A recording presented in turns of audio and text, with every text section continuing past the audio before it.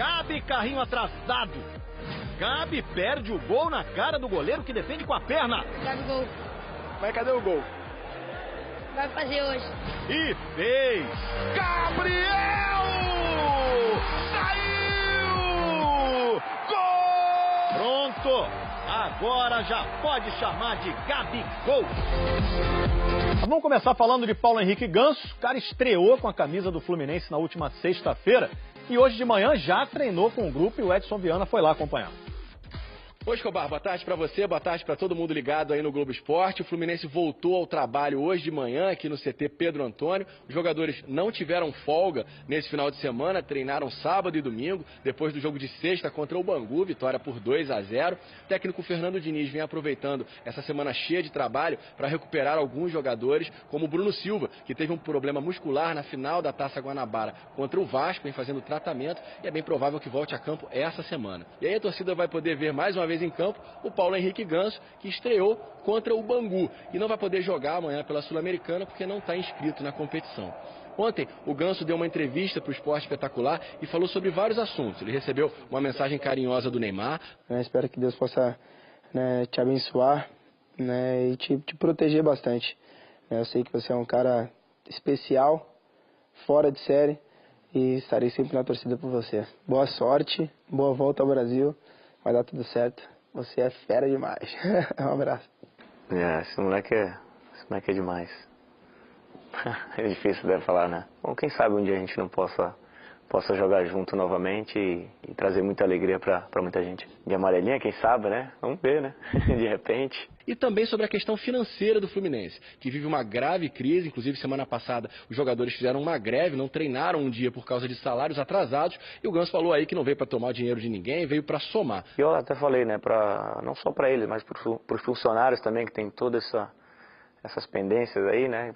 Para que eles fiquem tranquilos que eu vim para ajudar, não vim para tomar o lugar de ninguém, tomar o dinheiro de ninguém. Eu vim apenas para ajudar no que for possível.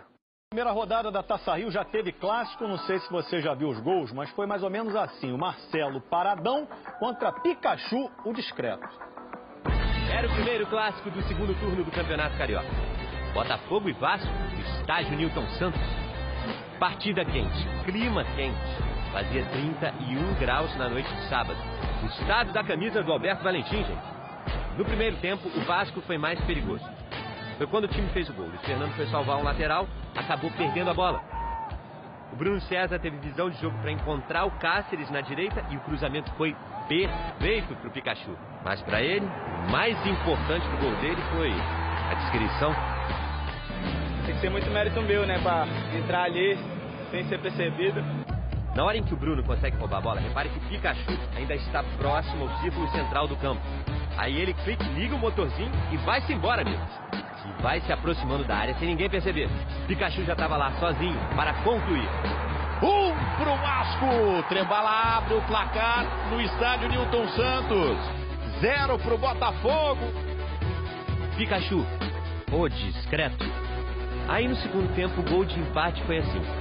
Escanteio, Maxi Lopes cortou o cruzamento, mas a bola foi pousar milimetricamente na cabeça do Marcelo, que como estava no lugar certo, no minuto certo, no ângulo certo, não precisou fazer nada mais, a não ser ficar imóvel, parado, estátua, para fazer o gol. Ficou reflexo. Tá, mas não precisou fazer muito esforço, né? Deu tempo de eu cabecear e tirar um pouquinho do goleiro. Marcelo, o paradão. Mas afinal, quem faz mais sucesso entre os torcedores? O discreto ou o paradão? Pikachu, discreto. Chegou de mansinho, foi lá e fez o dele. O senhor é discreto? De vez em quando. Vamos fazer agora aqui uma cara de pessoa discreta. Marcelo ou Paradão. Marcelo Estado. O Pikachu teve 2 chances, né, cara? Cara, futebol é animação, correria. O cara é paradão, a bola bate nele, entra. Graça nenhuma, né? Um gol esquisito. Esse agora é o Marcelo. Com certeza. Paradão, parado. Ai, entendi. Perfeito. Igual o Marcelo. Valeu. O clássico terminou 1-1. O Vasco continua invicto no Carioca e enfrenta o Boa Vista no sábado. O Botafogo não perde há 5 jogos e pega o Cuiabá pela Copa do Brasil na quarta-feira. O presidente do Flamengo, Rodolfo Landim, deu a primeira entrevista coletiva depois do incêndio no Ninho do Urubu, que resultou na morte de 10 meninos das categorias de base do clube. As indenizações às famílias foram o tema principal. Demorou. 17 dias depois da tragédia, o presidente do Flamengo finalmente encarou os microfones. Foi a primeira entrevista de Rodolfo Landim. Até então, o clube vinha se comunicando através de pronunciamentos, notas oficiais e tentativas frustradas de entrevistas de outros dirigentes. Não sei. Eu agradeço a presença de todos. Muito obrigado. Em cima dessa demanda que ocorreu, para que a gente pudesse falar com vocês, quer dizer, é importante a gente dizer que nós temos uma preocupação muito grande com a qualidade das informações que a gente ia passar para vocês. Durante 1h30 na sede da Gávea, ele foi bastante questionado, principalmente porque no fim da semana passada, a relação com as famílias sofreu um desgaste muito grande. O Flamengo sugeriu que a Defensoria Pública mediasse o acordo. Na última reunião no Tribunal de Justiça, as partes não se entenderam e as famílias deixaram a reunião insatisfeitas, revoltadas. A atitude do Flamengo, uma falta de respeito com a gente, pai, entendeu? Ontem, Rodolfo Landim acusou 2 advogadas contratadas por 2 famílias de mudarem o rumo das conversas. Os dirigentes rubro-negros preferem que cada indenização seja negociada separadamente. A gente entende que é um momento difícil, mas o que a gente percebeu é que, de alguma forma, essas 2 advogadas conseguiram criar um clima, vamos dizer assim, dentro daquele grupo lá, em que fosse deliberado, vamos dizer assim, um valor muito alto e que, na verdade, aquilo que vinha sendo falado pelo Ministério Público também e pela Defensoria, como se fosse um teto daquilo que fosse ser discutido a partir daí. Sobre valores, nenhuma informação nova. Apenas que a proposta de R$400 mil para cada família e um salário mínimo por 10 anos foi desmentida e que a ajuda de custo de R$5 mil por mês está mantida. O que foi colocado tudo aquilo foi como um piso de discussão que nós entendemos, como eu já falei anteriormente, que é muito acima de toda e qualquer decisão que já aconteceu. A gente lembra que o Ministério Público do Trabalho divulgou que o Flamengo não aceitou uma primeira proposta de R$2 milhões para cada família e o pagamento de R$10 mil por mês durante 30 anos. O valor que o Flamengo está propondo, ele é em muito superior ao que existe nas jurisprudências. O que não significa que o valor que foi solicitado como piso no início da conversa, antes do processo de mediação pela Defensoria Pública e pelo Ministério Público, tenha sido um valor que seja equivalente com os das decisões judiciais. O Ninho do Urubu, local da tragédia, deveria estar aberto. O presidente do clube, Rodolfo Landim, garantiu que enquanto a justiça não decidir, o time vai permanecer treinando lá.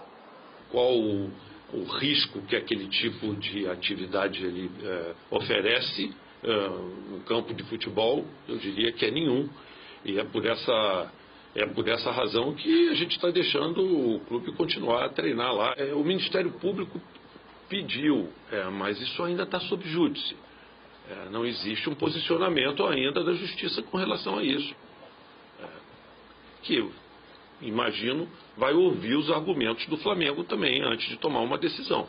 Durante a entrevista, o presidente alegou que 12 multas dadas pela prefeitura só chegaram ao clube depois da tragédia e que durante muito tempo aquele tipo de alojamento foi permitido pelos órgãos públicos.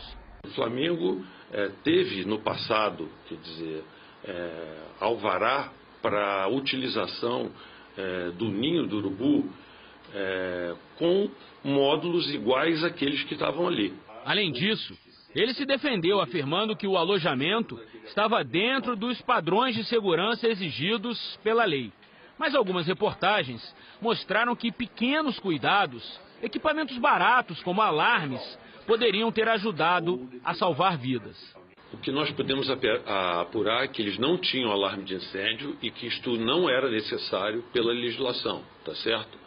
E as instalações elétricas, ao contrário do que chegou a ser veiculado na imprensa, tá certo? Todas elas eram independentes para cada uma dos ar-condicionados e com disjuntores. Nesse domingo de muitas perguntas, não todas, o presidente do clube, enfim, se posicionou. Certamente, outras entrevistas serão necessárias. O incêndio no Ninho do Urubu jamais será esquecido. Já o Flamengo tem a oportunidade de mostrar como ficará lembrado após essa tragédia. E na primeira rodada da Taça Rio, o Flamengo venceu bem o Americano no Maracanã e finalmente o Gabriel Barbosa pode ser chamado de Gabigol. Se tem um peso que o atacante Gabriel carrega com muito prazer no Flamengo, é esse daí. Desde a minha estreia, né, que eu tenho esse carinho da molecada, talvez por ser jovem também, ter 22 anos. E ele se vê perto de mim. Não ter feito nenhum gol com a camisa do Flamengo até o jogo contra o Americano incomodava. Dava pra ver isso em campo. Mas para o Gabriel não chegava a ser um peso. Eu acho que com gols eu não preciso provar nada pra ninguém. Todo mundo sabe da minha capacidade. Obviamente que eu treino bastante, me dedico, me cobro. Mas não tem peso algum. Eu sei que os gols vão sair naturalmente, não tem peso algum. Vitinho também não tinha marcado ainda em 2019. Se para ele isso era um peso, durou só 1 minuto e 12 segundos. Foi também no começo, mas do segundo tempo que ele fez mais um. Quase foi do Gabriel e seria um golaço. Mas a bola bateu na trave e sobrou livre para Vitinho. A bola tá procurando ele hoje! Vitinho vinha sendo muito criticado pela torcida. Ele só começou como titular no jogo de ontem, porque o Bruno Henrique estava com uma virose. Depois de marcar os 2 gols, ele foi substituído pelo técnico Abel Braga e saiu aplaudido. Lógico que a gente não quer ser vaiado, mas eu acho que faz parte do jogo. Eu acho que o mais importante é a gente ajudar a equipe a vencer. Foi um alívio também para o Gabriel Barbosa. Artilheiro do Campeonato Brasileiro no ano passado, com 18 gols marcados, chegou para ser o goleador do Flamengo. Mas só agora, enfim, pode ser chamado pelo apelido. Gabigol. Mas cadê o gol? Vai fazer hoje. E ele fez mesmo. Gabriel! Saiu! Gol! O passe foi do uruguaio Arrascaeta, que tinha falhado no último jogo contra o Fluminense, aquele que causou a eliminação na Taça Guanabara. Giro uruguaio, valoriza a posse de bola, perde. Resposta do Fluminense, o cruzamento, Luciano! Gol! Ele foi super feliz no passe, depois eu engraxei a chuteira dele porque ele merece bastante, jogador de qualidade, a gente pôde ver hoje. Gabigol marcou o primeiro dele apenas no 6º jogo pelo Flamengo. O cara que veio artilheiro do Campeonato Brasileiro ano passado, tinha feito gol, isso é complicado. E conseguiu marcar. Então isso tudo tira um peso, isso tudo ajuda. Eu vim aqui para ser artilheiro, para bater minhas metas de gols do ano passado. Eu vim aqui para ajudar o Flamengo e fazer a torcida muito feliz. O americano chegou poucas vezes ao ataque. Diego Alves fez boas defesas. Mas a zaga do Flamengo não evitou o gol de Espinho. Levantamento, Espinho! Gol!